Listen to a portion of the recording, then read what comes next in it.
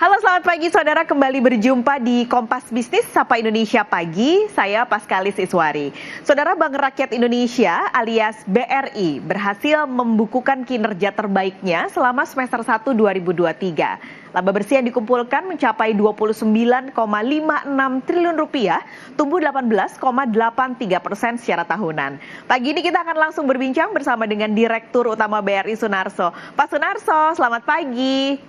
Selamat pagi, Riri. Selalu dalam keadaan segar karena kalau saya ngobrol sama Pak Sunarso selalu ada kinerja yang terus dicetak, Pak. Termasuk semester 1 2023. Tadi sudah saya sebutkan labanya hampir 30 triliun, tapi sepanjang kuartal 2 ini, Pak, apalagi yang berhasil dibukukan BRI dan kira-kira nih, Pak, sampai akhir 2023 bagaimana proyeksinya? Baik, mungkin pertama akan saya sampaikan tentang kinerja sampai Q2 ataupun semester pertama 2023. Nanti untuk menjawab pertanyaan Riri tadi bahwa kira-kira gimana sampai full year, nanti akan saya berikan guidance. Baik, tentang kinerja sampai semester pertama, terutama mungkin kita ngomong balance sheet dulu, bahwa aset BRI secara konsolidasi itu mencapai 1.805 triliun, yang artinya secara berkesinambungan, berkelanjutan, BRI mampu menumbuhkan asetnya secara tahunan 9,2% year on year. Dan kemudian aset-aset itu terutama mayoritas ditempatkan dalam bentuk kredit, ya, dan kemudian kredit BRI secara konsolidasi itu mencapai 1.202 triliun, dan itu artinya tumbuh 8,8% year on year. Dan ini menarik, ada dua data yang menarik tentang pertumbuhan kredit. Pertama adalah pertumbuhan 8,8% year on year ini sebenarnya sudah outperform the market, karena marketnya tumbuh hanya 7,76% gitu. Dan data yang kedua yang menarik adalah bahwa dari 1.202 triliun rupiah kredit BRI itu 84,5%-nya adalah kredit kepada segmen UMKM, yang notabene memang ini adalah core bisnisnya BRI gitu. Sudah mencapai 84,5%, padahal kita sebenarnya ingin nanti di 2025 mencapai 85%. Sebelumnya memang kita porsi kredit UMKM ya sekitar 78, 80, dan terus kita dorong bahwa nanti akan menjadi 85% gitu. Terus kemudian kredit-kredit ini dikelola dengan baik, ya, di mana NPL kita 2,95%, ya, itu artinya mengalami pembaikan, ya, melalui perbaikan, di mana sebelumnya di periode yang sama itu 3,26%, dan kemudian sekarang bisa kita tekan NPL-nya di 2,95%. Artinya kalau kita main di UMKM itu dengan NPL di bawah 3, saya kira ini udah risk management kita udah sangat memadai. Kemudian kredit-kredit ini juga disupport oleh kemampuan BRI menghimpun dana masyarakat, ya, dan masyarakat mempercayakan penempatan dananya di BRI itu konsolidasi mencapai 1.245 triliun, dan artinya dana masyarakat tumbuh 9,5% yang ditempatkan di BRI. Dan yang paling membanggakan adalah bahwa dari total dana masyarakat yang 1.245 triliun ini, 65,5%-nya adalah kasa, yang kita sebut current account, saving account, dan itu adalah sumber-sumber dana yang berbiaya murah, gitu, dana-dana murah, gitu. Dan itulah yang akan memperbaiki nanti kinerja BRI di sisi profitabilitas. Baik, dan kemudian dari balance sheet seperti itu sangat sehat, maka kemudian akhirnya laba bersih BRI, gitu, selama 6 bulan BRI membukukan laba 29,56 triliun atau tumbuh 18,8%. Ya. Kemudian guidance-nya selama 6 bulan ke depan seperti apa, sampai full year 2023 nanti. Oke, mungkin bisa saya sampaikan bahwa BRI tetap memberikan target bahwa kita akan mampu menumbuhkan kredit di kisaran 10-12%, ya. Meskipun sekarang baru 8,8%, tapi kita akan dorong untuk penyaluran kredit karena likuiditas kita cukup, modal kita juga cukup. Dan kemudian loan demand-nya dari sisi terutama mikro saya kira masih ada gitu.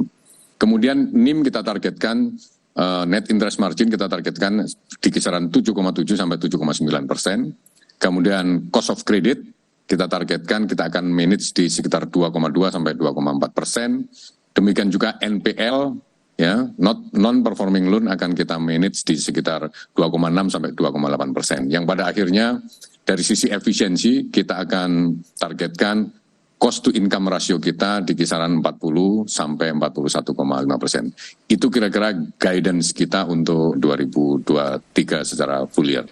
Tadi Pak Sunarso cerita di semester 1 di 6 bulan pertama ini salah satu yang jadi penopangnya adalah kredit UMKM. Nah, selain itu Pak, apalagi sebenarnya penopang kinerja selama 6 bulan pertama di BRI ini? Mungkin kinerja laba yang tumbuh 18% tadi itu dan labanya mencapai 29,56 triliun rupiah selama 6 bulan. Saya kira mungkin faktor pembentuk laba itu ada 3 ya. Pertama bahwa BRI mampu menumbuhkan kredit di atas rata-rata pertumbuhan kredit di market, di industri, yaitu 8,8%. Marketnya hanya tumbuh 7,76%. Dan kemudian kredit-kredit itu mayoritas kita tempatkan di segmen UMKM. Kenapa saya katakan bahwa faktor utama tadi itu salah satunya adalah pertumbuhan kredit yang outperform the market, dan kemudian juga penempatan alokasi portofolio kredit yang mayoritas ditempatkan di UMKM. Dan ternyata datanya juga, ternyata kredit kepada segmen mikro itu mampu tumbuh 11,4% year on year. Ini faktor penting menurut saya. Gitu. Dan yang kedua adalah efisiensi. Ya.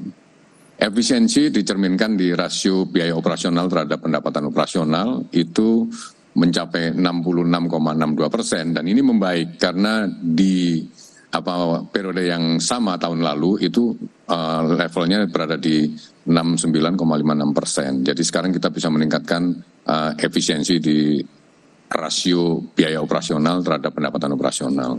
Kemudian ada rasio juga yang kita sebut CIR gitu, yaitu cost to income ratio. Itu sekarang 41,79%. Padahal di periode yang sama sebelumnya adalah 44,30%. Jadi memang efisiensi kita sangat membaik. Kemudian juga didorong oleh efisiensi di cost of credit 2,24%. Padahal periode yang sama sebelumnya adalah 3,11%. Dan kemudian kasa juga tetap terjaga di level di atas 60%. Tepatnya adalah di 65,49%. Artinya kita bisa mengelola sumber-sumber dana yang lebih murah. Meskipun secara keseluruhan memang cost of fund itu naik. Ya, karena memang likuiditas juga ketat sebenarnya karena pengendalian inflasi, dan kemudian cost of fund pasti naik. Tetapi namun demikian kita bisa manage rasio kasa kita itu 65,49%. Faktor yang ketiga adalah pertumbuhan fee-based income, di mana fee-based income kita tumbuh double digit ya. Dan kemudian fee-based kita itu mencapai 10,22 triliun ya rupiah. Jadi pendapatan berbasis fee itu di BRI selama 6 bulan mencapai 10,22 triliun. Dan kemudian faktor apa saja yang kira-kira layanan apa saja yang banyak menghasilkan fee-based income ini? Brimo ya. Brimo ini adalah super app yang mungkin orang sudah mulai dari bangun tidur sampai mau tidur lagi udah bisa menggunakan Brimo untuk aktivitas finansialnya gitu. Sekarang sudah digunakan oleh 27,8 juta user. Dan nilai transaksinya itu 1.377 triliun selama 6 bulan ini ya. Dan itu artinya tumbuh signifikan ya, 89,6% pertumbuhannya. Kemudian faktor yang kedua adalah yang kita desain adalah hybrid bank, di mana internal bisnis prosesnya kita lakukan secara digital, tetapi kemudian dalam rangka melayani nasabah, berkomunikasi, berinteraksi dengan nasabah, masih menggunakan physical outlet, dan juga menggunakan pendekatan-pendekatan yang masih mengandalkan pada human touching seperti itu, dan itu adalah agen briling.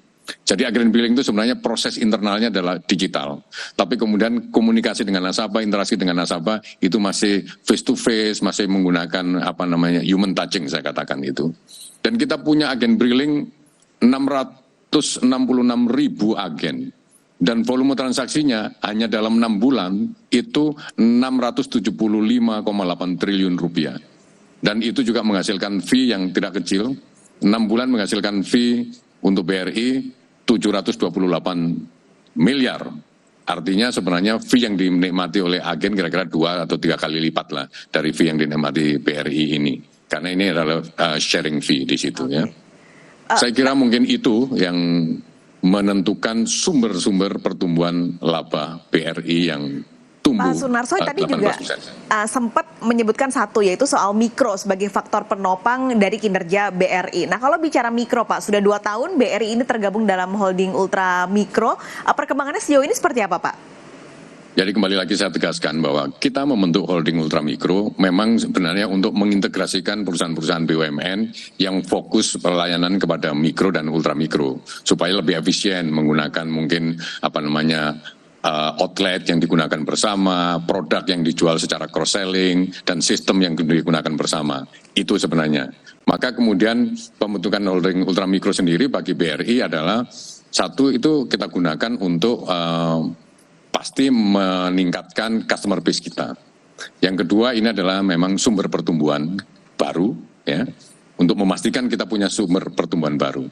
Yang ketiga pasti ini adalah noble purpose, bahwa kita ingin secara grup, secara konsolidasi melayani masyarakat sebanyak mungkin dan kita usahakan dengan cara yang seefisien mungkin sehingga kita juga bisa memberikan layanan dengan biaya yang semurah mungkin. Hasilnya adalah bahwa sekarang total kredit yang kita berikan kepada mikro dan ultramikro sampai 6 bulan ini 577,9 triliun rupiah. Itu kredit yang disalurkan oleh BRI Group ya kepada mikro dan ultramikro. Berapa nasabah yang dilayani? Nasabah yang dilayani saya sebutkan di sini, nasabah kredit itu 36 juta. Ya. Dan kemudian nasabah simpanan itu 162 juta nasabah penyimpan di BRI, terutama dari segmen mikro. Ya. Dan kemudian berapa simpanan dari nasabah-nasabah mikro dan ultramikro ini? Kalau kredit tadi kan 577 triliun, ternyata mereka juga punya tabungan ya, naruh tabungan di BRI 309 triliun rupiah. Dan kemudian outlet yang kita bilang kita jadikan co-location, artinya satu outlet bisa dipakai bertiga, dipakai oleh BRI, dipakai oleh Pegadaian, dan dipakai oleh PNM. Ya. Itu kita ada 1013 outlet yang bisa kita pakai bersama. Dan total outlet yang kita gunakan untuk menservis ultramikro ini 15.500 ya, 15.500 outlet untuk menservis itu. Berapa sekarang tenaga kerjanya yang kita kerahkan untuk melayani masyarakat mikro dan ultramikro ini? 76.000 tenaga kerja BRI dan Pegadaian dan PNM kita kerahkan untuk melayani mikro ini. Dan itu yang kita sebut Brigade Madani ya, BRI, Pegadaian, dan Permodalan Nasional Madani. Jadi disingkat Brigade Madani. Ada berapa pasukan? 76.000 ya, 76.000 lebih. Kira-kira itu mungkin yang kita sampaikan hasil daripada pembentukan holding ultramikro. Saya kira sudah sesuai tujuan dan inline dengan apa yang kita cita-citakan, melayani masyarakat sebanyak mungkin dengan cara yang seefisien mungkin, dan kemudian pada akhirnya masyarakat mendapatkan layanan dengan biaya yang murah. Demikian. Ini nanti kita ngobrol lagi Pak, terutama soal strateginya bagaimana nih Pak sampai akhir 2023, apalagi tadi sudah ada target-target yang ditetapkan. Tapi kita jeda sejenak Pak Sunarso, dan pemirsa Kompas Bisnis akan segera kembali, jangan kemana-mana.